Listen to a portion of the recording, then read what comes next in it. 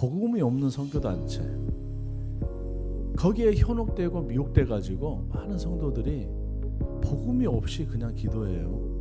복음의 메시지가 없이 사람들이 어떤 자극적인 뉴스에 끌려다녀요. 그러고서도 그 선교단체라고 그래요. 그거 아니거든요.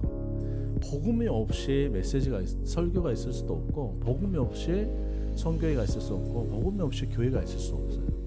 근데 가만히 보면은 복음적인 메시지가 없어요. 그러면서 많은 사람들로 하여금 뭔가 의로운 일을 막 같이 하겠다고 하는데 복음이 없이 의로운 일은 있을 수가 없습니다. 그래서 모든 일을 우리가 기독교인들이 진행하며 나갈 때 복음이 있는지 없는지를 들여다봐야 되거든요. 이 복음이라고 하는 것은 십자가의 은혜의 복음이죠. 십자가의 은혜의 메시지죠. 우리 예수님께서 우리 죄로 인해서 죽을 수밖에 없었던 우리의 인생을 위해서 십자가 지셨다고 하는 거예요. 그리고 우리의 죄값을 십자가에서 다 담당하시고 죽으셨다는 거예요. 그 메시지가 항상 흘러 넘쳐야 돼요. 그래야 교회고 선교예요. 그래야 건강한 교회예요.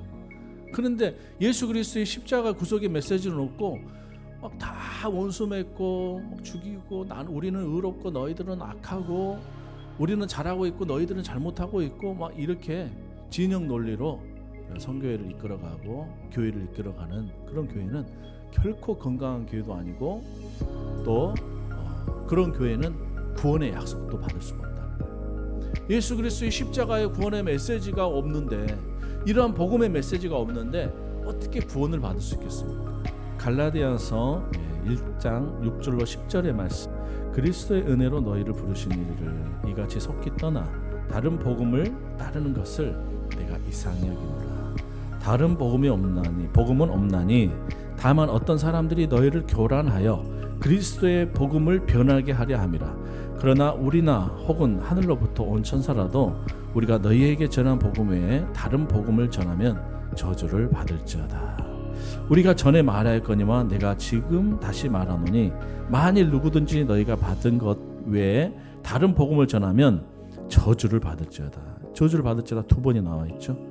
이 본문의 구절이 중요하고, 또 이 시대 가운데 정말 여러분들이 경각심을 가지고 이 말씀의 구절을 정말 가지고 있으라는 얘기예요. 다른 복음 뭐냐? 다른 복음. 왜 다른 복음에 대해서 이렇게 경계하고 있느냐? 복음 아닌 거예요. 유사한 복음이에요. 틀린 복음이에요. 복음이 없는 거예요. 그 다른 복음을 가지고 살아가는 사람들은 구원을 못 받는다는 거예요. 성도들에게는 복음을 알고 받아들이고 순종하는 것만이 중요한 것이 아니에요. 예수님께서 오셔서 복음을 전파하시고 또 오순절 이후에 사도들의 사명을 위임받아서 그리스도를 대신해서 복음을 전파한 이후에 사도들은 무슨 일을 했느냐? 이 복음이 변질되지 않도록 하는 사역을 했다는 거예요. 이 복음을 변질시키려는 악의 무리의 그 끝없는 그 도전에 대해서 응전하는 그런 일을 사도들이 계속 해오고 있다는 것입니다. 그리고 앞으로도 우리가 해야 될 일인 거예요. 따라서 성도들은 복음을 믿을 뿐만 아니라 그것을 힘써 지켜서 온전한 형태로 우리가 보존하는 그 일도 해야 된다는 겁니다. 이 복음의 메시지를 수호하는 그 일도 우리가 해 나가야 된다고 하는 거예요. 사실 복음서 외의 신학 서신서들은 이러한 복음을 온전히 지키기 위해서 사도들이 여러 많은 지역 교회에 보낸 서신서라고 할 수 있어요. 이 복음의 메시지가 변질되지 않도록 여러 많은 교회에다가 보내는 역할을 했다는 거예요. 뭐 하기 위해서? 복음의 변질을 막기 위해서. 그렇기 때문에 왜 이 복음의 변질을 막는 것이 그때도 중요했고 지금도 중요한지에 대해서 우리가 알아야 된다는 거죠. 우리 교회가 오순절의 어떤 그런 역사들, 우리 한국 교회도 있었죠. 근데 이제 그 열기도 식어져 가면서 이제는 어떤 일들이 일어나느냐? 이단과 사이비들이 너무나 많아요. 유사 기독교인들이 너무 많아졌다는 거예요. 그리고 이 코로나 시기가 이제 끝나가면서 다시 사람들이 모이기 시작하니까는 어떤 일들이 일어났어요. 유튜브를 통해서 여러 접하는 그런 이단 사상과 사이비와 유사 기독교로 인하여서 성도들이 미혹되고 그런 양의 탈을 쓴 늑대들에 의해서 성도들이 끌려가고 성도들이 유린당하는 그런 일들이 일어나고 있다고 하는 거예요.